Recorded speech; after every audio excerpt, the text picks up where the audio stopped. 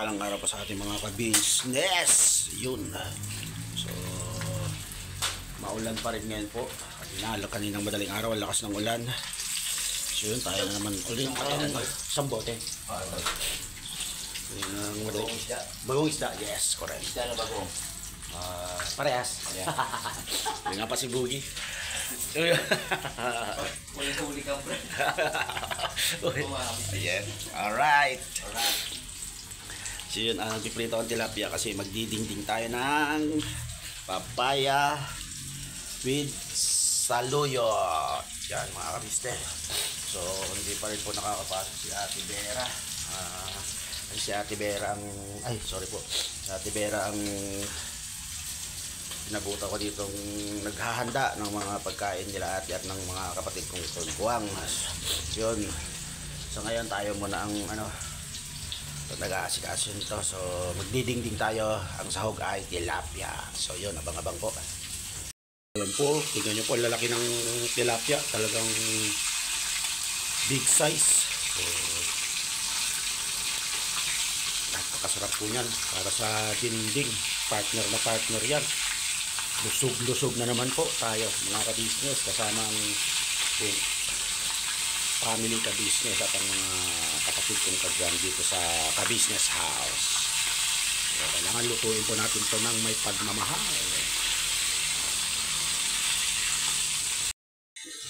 So ayan po, kumukulo po yung saluyot natin.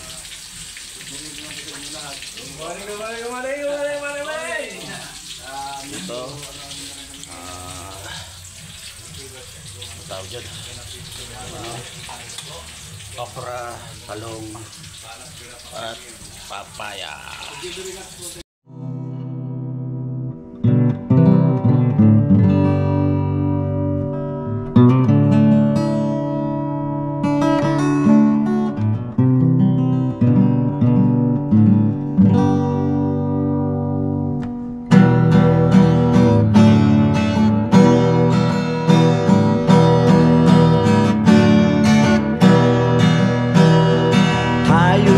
Lahat ay magkakasama,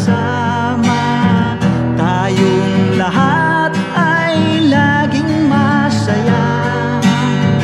Pagtulong nyo ay sigurado, pagkat mayroon kayo heart of gold.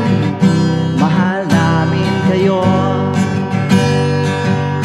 mahal namin kayo.